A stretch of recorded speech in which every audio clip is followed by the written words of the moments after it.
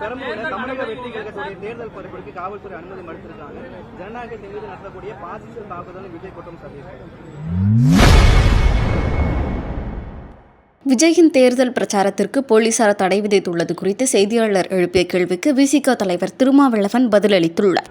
அந்த இதை எப்படி பார்க்குறீங்க? உறுதியளித்துட்டு ஒரு கட்சிக்கு கடைசி நேரத்தில் ஒரு தொகுதி மட்டும் ஒதுக்குவது என்பதை இப்போ இந்த மாதிரியான பிரச்சனைகள்லாம் எங்கள் அணியில் இருக்கிறவங்க யாரும் பேசுறதில்ல. அவங்கள பற்றி அவங்க கட்சிக்குள்ள அவங்க கூட்டணிக்குள்ள இந்த மாதிரியான சில பிரச்சனைகள் இருக்கு. அதெல்லாம் திமுக தரப்பிலிருந்து யாரும் திமுக கூட்டணியின் தரப்பிலிருந்து பேசுவதில்லை. அங்கே இந்த மாதிரியான நெருக்கடிகள் அல்லது சின்ன சின்ன கட்சிகளுக்கு தருகிற நெருக்கடிகள் அவங்களும் அதே மாதிரி தான் ரெட்டலையில் தான் நிற்கணும், தாமரையில் தான் நிற்கணும் அப்படின்னு அந்த தோழமை கட்சிகளுக்கு நெருக்கடி தருகிறார்கள். தமிழ் மாநில காங்கிரசுக்கு 5 தொகுதியை கொடுத்துவிட்டு அதை தாமரை சின்னத்தில் தான் நிற்க வேண்டும் என்று அழுத்தம் கொடுத்திருக்கிறார்கள். அந்த மாதிரியான பிரச்சனைகளை நாங்கள் யாரும் சுட்டிக்காட்டுவதில்லை. ஆனால் திமுக கூட்டணியில் இந்த மாதிரியான தாமதம் ஏற்பட்டால் கூட இன்னும் இழுபறி என்று சொல்லிக் கொண்டிருக்கிறார்கள். அப்படி எதுவும் இல்லை.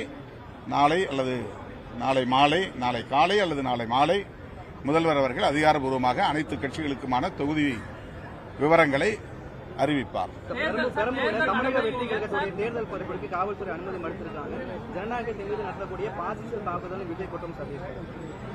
இப்போ எலெக்ஷன் கமிஷன் கண்ட்ரோல்ல தான் இருக்கு. இதுக்கு திமுக பொறுப்பு ஏற்க முடியாது. இப்ப திமுக கையில அல்லது முதலமைச்சர் கையில் அந்த அதிகாரம் இல்லை. எலெக்ஷன் கமிஷன் தான். அது அறிவிப்பில் தெரியும் உங்களுக்கு.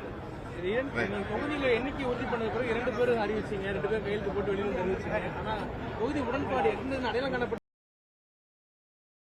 செய்திகளை உள்ளது உள்ளபடி தெரிந்து கொள்ள ரெஃப்ளெக்ட் நியூஸை சப்ஸ்கிரைப் பண்ணுங்க.